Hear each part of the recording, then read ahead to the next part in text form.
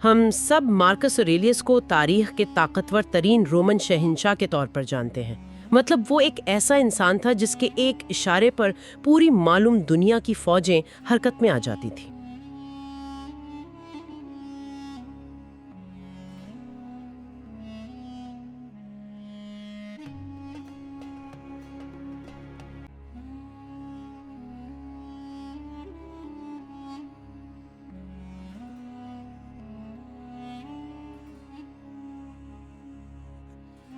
ہاں، بالکل ایسا ہی تھا، اور اس کی سلطنت یعنی وہ 3 برے اعظموں تک پھیلی ہوئی تھی۔ ہاں، لیکن ذرا تصور کریں، ایک انسان جو پوری معلوم دنیا کا شہنشاہ ہے، اس کی روزمرہ کی سب سے بڑی جد و جہد کیا ہے؟ صبح اپنے گرم بستر سے نکلنا؟ یہ واقعی مسکرانے پر مجبور کر دیتا ہے۔ بالکل۔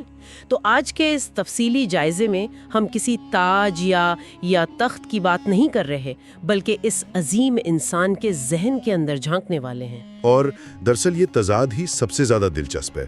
آج ہمارے پاس جو ذرائع موجود ہیں، جن میں لرن ود حمزہ یعقوب اور اقبال ایزی جیسے یوٹیوب چینلز کی ویڈیوز شامل ہیں، اور ساتھ ہی قدیم چینی اور رومی تعلقات کی تاریخی دستاویزات ہیں۔ اور ہاں، اسٹوئک فلسفے پر لکھے گئے کچھ مضامین بھی۔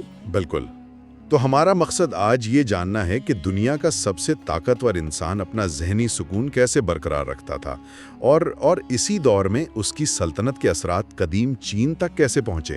چلیں اس پر تفصیل سے بات کرتے ہیں، اور سب سے پہلی چیز جو ذہن میں آتی ہے وہ یہ ہے کہ آخر اس شہنشاہ کو یہ سب لکھنے کی ضرورت پیشے کیوں آئی؟ دیکھیں، شروعات کے لیے سب سے اہم بات یہ سمجھنا ہے کہ مارکس اوریلیس کی یہ مشہور کتاب، جسے آج ہم میڈیٹیشنز یا تأملات کہتے ہیں، دراصل کوئی باقاعدہ کتاب تھی ہی نہیں۔ اچھا، مطلب اس نے اسے پبلش کرنے کے لیے نہیں لکھا تھا؟ بالکل نہیں۔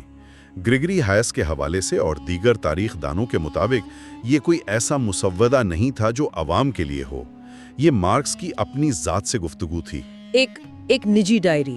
ہاں، یہ وہ نوٹس تھے جو اس نے رات کے وقت سرد جنگی خیموں کے اندر یا فوجی مہمات کے دوران لکھے۔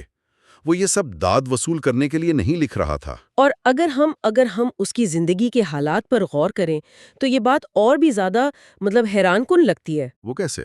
عموماً ہم سوچتے ہیں کہ شہنشاہوں کی زندگی تو بڑی پرتعیش ہوتی ہے، لیکن مارکس کی زندگی میں کوئی آسانی نہیں تھی۔ اس نے شدید نفسیاتی درد برداشت کیا۔ اس کے 13 میں سے 8 بچے اس کی آنکھوں کے سامنے انتقال کر گئے تھے۔ ہاں، وہ اینٹونائن وبا کا دور تھا۔ بالکل، اور اس کی بیوی بھی جوانی میں ہی انتقال کر گئی تھی۔ اتنے گہرے ذاتی صدمے ہونے کے باوجود جب ہم اس کی کتاب کا پہلا حصہ پڑھتے ہیں تو اس کا آغاز شکر گزاری سے ہوتا ہے۔ یہاں جو بات حیرت انگیز ہے وہ یہ ہے کہ عام طور پر جب انسان بہت طاقتور ہو جاتا ہے تو وہ اپنی کامیابیوں کا کریڈٹ خود کو دینے لگتا ہے، لیکن مارکس نے ایسا نہیں کیا۔ وہ ان تمام لوگوں کا شکر ادا کرتا ہے جن سے اس نے کچھ بھی سیکھا۔ جیسے اس کے اساتذہ؟ بالکل، وہ ایپکٹکٹیس کا ذکر کرتا ہے، اپولونیس کا ذکر کرتا ہے، وہ اپنے خاندان، دوستوں اور یہاں تک کہ حیران کن طور پر اپنے غلاموں کا بھی شکر ادا کرتا ہے۔ واہ! یعنی وہ تسلیم کر رہا ہے کہ کردار وراثت میں نہیں ملتا، بلکہ اسے مختلف لوگوں سے سیکھ کر بنایا جاتا ہے۔ اس میں اس نے اپنے گود لینے والے باپ شہنشاہ انتونائنس پیوس کو ایک مثالی ہمدرد اور متوازن حکمران کے طور پر پیش کیا۔ یہ نظریہ کتنا کارآمد ہے کہ ہم اپنے کردار کے خود معمار ہیں، اور یہیں سے اس کی وہ عملی مشقیں شروع ہوتی ہیں جو وہ روزانہ کرتا تھا۔ ہاں، اس کی صبح کی مشق۔ بالکل۔ کتاب 2 میں اس کی مشہور مشق ہے جسے پریمیڈیٹیٹو مالورم کہتے ہیں۔ وہ روزانہ صبح اٹھ کر خود کو یاد دلاتا تھا کہ آج اس کا واسطہ ناشکرے، مغرور اور بد مزاج لوگوں سے پڑے گا۔ اور اس مشق کا مقصد دنیا سے بیزار ہونا نہیں تھا۔ دراصل جب ہم ذہنی طور پر تیار ہوتے ہیں کہ ہم نے مشکل لوگوں کا سامنا کرنا ہے تو ان کا رویہ اب ہمیں جذباتی جھٹکا نہیں دیتا۔ صحیح کہا۔ اور اسی طرح جب ہم اس اندرونی کشمکش کی بات کرتے ہیں جو ہم نے شروع میں کی، وہ بستر سے نکلنے والی کشمکش۔ ہاں، کتاب 5 میں جو ہے۔ بالکل۔ جب اس کا صبح بستر چھوڑنے کو دل نہیں کرتا تو وہ خود کو سمجھاتا ہے کہ وہ بستر پر آرام کرنے کے لیے نہیں، بلکہ ایک انسان کے طور پر اپنا فرض جو فطرت کے مطابق ہے اسے ادا کرنے کے لیے پیدا ہوا ہے۔ یہ واقعی حرکت میں لانے والی سوچ ہے۔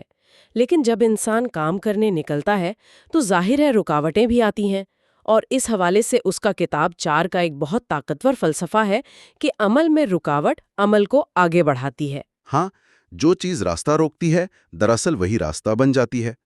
مارکس نے اسے آگ کی مثال سے سمجھایا ہے۔ آگ کی مثال؟ مطلب فرض کریں کہ ایک بہت بھڑکتی ہوئی آگ ہے، آپ اس میں جو کچھ بھی پھینکیں گے، چاہے وہ کوئی بھی رکاوٹ ہو، وہ اس آگ کو بجھانے کے بجائے اس کا ایندھن بن جائے گی اور شعلے مزید بلند ہوں گے۔ کمال ہے، انسانی قوت ارادی کو بھی اسی طرح ہونا چاہیے۔ یہاں جو بات واقعی بہت دلچسپ ہے وہ یہ ہے کہ وہ چیزوں کی ظاہری چمک دمک کو ختم کر کے ان کی حقیقت دیکھتا تھا۔ کتاب 6 میں وہ لکھتا ہے کہ شاہانہ کھانا صرف ایک مردہ جانور ہے، اور قیمتی لباس محض بھیڑ کی اون ہے، بالکل، جسے ایک کیڑے کے خون سے رنگا گیا ہے۔ یہ مادی چیزوں کا سحر توڑنے کا کمال کا طریقہ تھا، اور پھر وہ یاد دلاتا ہے کہ سکندر اعظم اور اس کا خچر چلانے والا دونوں مرنے کے بعد ایک ہی مٹی میں مل گئے۔ اگر ہم اسے بڑی تصویر سے جوڑیں تو یہاں ایک عجیب تضاد سامنے آتا ہے۔ جس وقت مارکس اوریلیس خیموں میں بیٹھ کر سادگی کے یہ فلسفے لکھ رہا تھا، عین اسی وقت اس کی سلطنت انتہائی وسعت اختیار کر چکی تھی۔ مطلب اس دور میں بھی ایک طرح کی گلوبلائزیشن موجود تھی۔ بالکل، چینی رومی تعلقات کی دستاویزات بتاتی ہیں کہ سن 166 عیسوی میں، جو کہ مارکس اوریلیس کا ہی دور تھا، رومن سفیروں کا پہلا وفد ہان خاندان کے شہنشاہ ہوان کے دربار میں پہنچا تھا۔ واہ، روم سے سیدھا چین! ہاں، وہ ویتنام کے راستے، جسے اس وقت جاؤزی کہتے تھے، وہاں سے آئے اور اپنے ساتھ گینڈے کے سینگ، ہاتھی دانت اور کچھوے کے خول بطور تحفہ لائے۔ یہ سوچ کر ہی ذہن چکرا جاتا ہے۔ اور آثار قدیمہ سے بھی تو چینی قبروں سے رومن شیشے کے برتن اور سکے ملے ہیں، اور روم میں چینی ریشم کی اتنی مانگ تھی کہ میں پڑھ رہی تھی رومن مفکر پلینی دی ایلڈر باقاعدہ شکایت کرتا تھا۔ ہاں، اسے روم کی معیشت کی فکر پڑ گئی تھی۔ وہ کہتا تھا کہ ہر سال 10 کروڑ سسٹرز صرف ریشم اور پرتیش اشیاء خریدنے میں ضائع ہو رہے ہیں۔ اور دلچسپ بات یہ ہے کہ ان دونوں عظیم سلطنتوں کا براہ راست زمینی رابطہ نہیں تھا۔ ہاں، پارتھی لوگ بیچ میں مڈل مین تھے۔ اچھا، انہوں نے راستہ روکا ہوا تھا۔ ہاں، 97 عیسوی میں چینی جنرل بان چاؤ نے اپنے ایلچی گان ینگ کو روم بھیجنے کی کوشش کی تھی، لیکن پارتھیوں نے اپنا تجارتی منافع بچانے کے لیے اسے خلیج فارس سے آگے جانے ہی نہیں دیا۔ انہوں نے اسے سمندر کے طویل سفر سے اتنا ڈرا دیا کہ وہ واپس چلا گیا۔ تو اس سب کا کیا مطلب ہے؟ ایک طرف ریشم اور سونے کی تجارت، پرتعیش اشیاء کی دوڑ، اور دوسری طرف سلطنت کا شہنشاہ لکھ رہا ہے کہ یہ ساری چیزیں بے معنی ہیں۔ دراصل اسٹوئک فلسفے میں یہ سب کائنات کے ایک منظم عقلی نظام کا حصہ ہے، جسے وہ لوگوس کہتے ہیں۔ لوگوس یعنی کائنات کی ایک روح۔ بالکل، مارکس کے مطابق، جیسا کہ وہ کتاب 11 میں بتاتا ہے، انسان سماجی مخلوق ہیں اور ایک دوسرے کے لیے پیدا ہوئے ہیں۔ جو لوگ برائی کرتے ہیں وہ جہالت کی وجہ سے کرتے ہیں۔ اصلی طاقت غصہ نہیں بلکہ سچی مہربانی ہے۔ اور وہ کتاب 9 میں یہ بھی کہتا ہے کہ دوسروں کو نقصان پہنچانا دراصل کائنات کی فطرت کے خلاف جانا ہے۔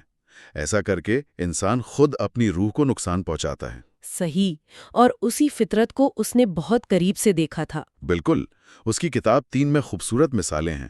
وہ کہتا ہے کہ فطرت کے عمل میں جو چیزیں بظاہر خراب لگتی ہیں، ان میں بھی ایک کشش ہوتی ہے۔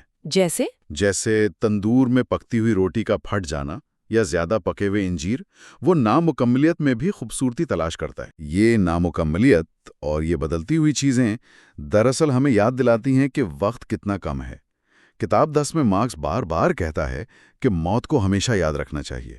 شکایت کرنے کے لیے زندگی بہت مختصر ہے۔ یعنی وہ کہنا چاہ رہا تھا کہ بحثوں سے نکلیں۔ ہاں، اس کی مشہور لائن ہے کہ ایک اچھے انسان کیسا ہونا چاہیے، اس پر بحث کرنا چھوڑ دیں اور بس ایک اچھے انسان بن کر دکھائیں، اور اسی سے ذہنی کلا تعمیر ہوتا ہے۔ اگر ہم آج کی اس گفتگو کو سمیٹیں تو یہ بات بالکل واضح ہو جاتی ہے کہ آج کے اس بے تحاشا شور و غل والے دور میں، جہاں ہر طرف معلومات کی بھرمار ہے اور لائکس اور فالوورز کی اندھی دوڑ لگی ہے، وہاں مارکس اوریلیس کا یہ اپنے اندر ایک ذہنی قلعہ تعمیر کرنے کا تصور کتنا اہم ہے۔ بہت ضروری ہے۔ ہم بیرونی حالات کو تو کنٹرول نہیں کر سکتے، لیکن اپنے رد عمل پر ہمارا مکمل اختیار ہے۔ جب باہر طوفان ہو تو ہمارا یہ ذہنی قلعہ ہی کام آتا ہے۔ یہاں ایک اہم سوال پیدا ہوتا ہے، اور یہ واقعی غور طلب ہے۔ آج ہم نے دیکھا کہ سکندر اعظم اور اس کا خچر ہانکنے والا دونوں خاک میں مل گئے۔ روم اور چین کے عظیم ترین روابط اب محض تاریخ کے چند صفحات تک محدود ہیں۔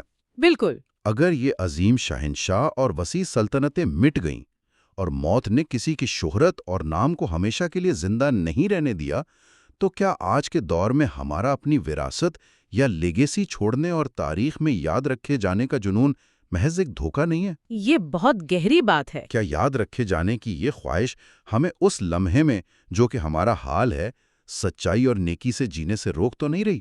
اس پر ضرور غور کیجیے گا۔ یہ واقعی ایک ایسا سوال ہے جو ہمیں اپنے روزمرہ کے فیصلوں پر دوبارہ سوچنے پر مجبور کرتا ہے۔ ان تاریخی حقائق اور اس فلسفے نے ہمیں ایک نیا زاویہ دیا ہے۔ ہم امید کرتے ہیں کہ سننے والے اس موضوع پر مزید تحقیق اور سوچ وچار کریں گے اور اپنے اندر کے قلعے کو مضبوط کرنے کی کوشش کریں گے۔ آج کی گفتگو کو ہم اسی فکر انگیز سوال پر یہیں ختم کرتے ہیں۔